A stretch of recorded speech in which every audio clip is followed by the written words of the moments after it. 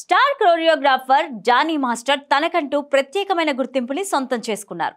Recent గా ఆయన Tamil movie అయిన తిరుకి బెస్ట్ కొరియోగ్రాఫర్ గా నేషనల్ అవార్డుని అందుకున్నారు. అలాగే తమిళ, తెలుగు, హిందీ సినిమాలకి జానీ మాస్టర్ కొరియోగ్రాఫర్ గా వర్క్ చేస్తూ దూసుకుపోతున్న విషయం అందరికీ తెలుసు. స్టార్ హీరోల సినిమాలకి ఆయన ఎక్కువగా పనిచేస్తూ ఉంటారు. అలాగే జనసేన పార్టీలో క్రియాశీల నాయకుడిగా కొనసాగుతున్నారు. రెగ్యులర్ గా జనసేన కార్యక్రమాలలో పాల్గొంటూ ఉంటారు జానీ మాస్టర్. ఇదిలా ఉంటే జానీ మాస్టర్ పై తాజాగా రాయదుర్గం పోలీస్ స్టేషన్లో లైంగికంగా వేధించినట్లు ఫిర్యాదు నమోదైంది. ఈ ఫిర్యాదు ఆధారంగా పోలీసులు 0 FIRను నమోదు చేసినట్లు సమాచారం. జానీ మాస్టర్ దగ్గర పనిచేస్తున్న మహిళా కొరియోగ్రాఫర్ అతనిపై ఫిర్యాదు చేసినట్లు మీడియా సర్కిల్లో వినిపిస్తోంది. తనపై పలుమార్లు జానీ మాస్టర్ అత్యాచారం చేశాడని ఆరోపణలు చేస్తూ మహిళ పోలీస్ స్టేషన్లో ఫిర్యాదు చేసింది. అవుట్డోర్ షూటింగ్ల కోసం జానీ మాస్టర్తో కలిసి ముంబై, బెంగళూరు, చెన్నై వెళ్లే సమయంలో లైంగికంగా వేధిస్తున్నట్లు కూడా ఆ మహిళ ఫిర్యాదులో పేర్కొంది.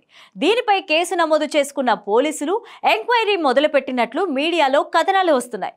ఇక జానీ మాస్టర్ పైన ఆరోపణలు చేసిన మహిళ ముంబైలో ఉంటున్నట్లు సమాచారం అందుతోంది. ఆమె నార్త్ ఇండియాకి చెందిన మహిళగా అనే మాట కూడా వినిపిస్తోంది. ఇక జానీ మాస్టర్ ముంబైలో ఆమె ఇంటికి వెళ్లి కూడా పలుమార్లు అసభ్యంగా ప్రవర్తించాడని తన ఫిర్యాదులో పేర్కొన్నట్లు సమాచారం అందుతోంది. ఈ కేసుని ముంబై పోలీసులకి ట్రాన్స్ఫర్ చేసే అవకాశం ఉందని కథనాలు కూడా వినిపిస్తున్నాయి. ఇక ప్రస్తుతానికైతే జానీ మాస్టర్ పై 376తో మరికొన్ని సెక్షన్స్ యాడ్ చేసి కేసులు నమోదు చేసినట్లు వార్తలు వస్తున్నాయి. 2017లో జానీ మాస్టర్ పై ఓ కేసు నమోదైందట. ఈ కేసులో అతన్ని 6 నెలలు జైలు కూడా అనుభవించినట్లు తెలుస్తోంది.